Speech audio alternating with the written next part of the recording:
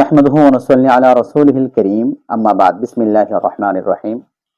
যারা যেখান থেকে আমাদেরকে শুনছেন সকলকে জানাচ্ছি আন্তরিক মোবারকবাদ। আজকে আমরা শুনবো কুরবানি ওয়াজিব হওয়ার শর্তসমূহ। কুরবানি কাদের উপর ওয়াজিব হয়, কুরবানি ওয়াজিব হওয়ার জন্য কি কি শর্ত রয়েছে। কুরবানি ওয়াজিব হওয়ার জন্য 6টি শর্ত। এই শর্তগুলো না পাওয়া গেলে কুরবানি ওয়াজিব হবে না। এর প্রথম নম্বর শর্ত হচ্ছে যিনি কোরবানি করবেন তাকে মুসলিম হতে হবে। নন মুসলিমের উপর কোরবানি ওয়াজিব নয়। কোরবানি ওয়াজিব হওয়ার দ্বিতীয় নম্বর শর্ত হচ্ছে স্বাধীন হতে হবে। স্বাধীন ব্যক্তি, কোনো পরাধীন অর্থাৎ গোলাম বাদীর উপর কোরবানি ওয়াজিব নয়।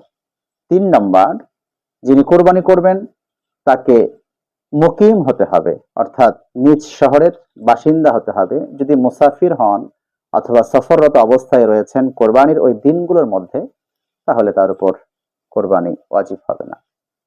কোরবানি ওয়াজিব হওয়ার 4 নম্বর শর্ত হচ্ছে মালিকের নেসাব হতে হবে। যিনি কোরবানি করবেন তার 10 জিলহজ, 11 জিলহজ এবং 12 জিলহজ এই সময়গুলোর মধ্যে তার হাজতে আসলিয়া, প্রয়োজনের বাইরে তার 52.5 ভরি রূপা অথবা 7.5 ভরি স্বর্ণের দামের সমপরিমাণ অর্থ বা এই সমপরিমাণ সম্পদের মালিক তার হতে হবে। এই 3 দিনের মধ্যে 10 জিলহজ, 11 জিলহজ, 12 জিলহজ যদি এই সম্পদের সমপরিমাণ মালিক হন, তাহলে তার উপর কোরবানি ওয়াজিব হবে।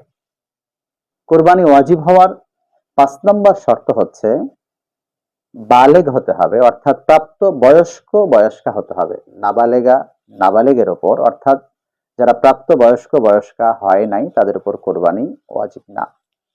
কোরবানি ওয়াজিব হওয়ার 6 নম্বর শর্ত হচ্ছে বিবেক সম্পন্ন হতে হবে। মস্তিষ্কের ভারসাম্যহীন যদি হয়, কোনো পাগল ব্যক্তি হয়, তাহলে তার উপর কোরবানি ওয়াজিব হবে না। এখানে একটি বিষয় লক্ষণীয়, কোনো ব্যক্তি যদি মস্তিষ্কের ভারসাম্যহীন হয়, পাগল থাকে, কিন্তু বছরের অধিকাংশ সময় সে ভালো থাকে, 1 বছরের মধ্যে 6 মাসের বেশি সময় সে সুস্থ থাকে, আবার কিছু কিছু সময় অসুস্থ হয়ে যায়, অজ্ঞান হয়ে যায়, মস্তিষ্কের ভারসাম্যহীন হয়ে যায়, কিন্তু বেশিরভাগ সময় যদি সে বিবেক সম্পূর্ণ থাকে, সুস্থ থাকে এবং সজ্ঞান থাকে, তাহলে সেই ক্ষেত্রে এমন ব্যক্তির উপর কোরবানি ওয়াজিব হবে। এই ছিল কোরবানি ওয়াজিব হওয়ার 6টি শর্ত। এই 6টি শর্ত পাওয়া গেলে কোরবানি ওয়াজিব হবে।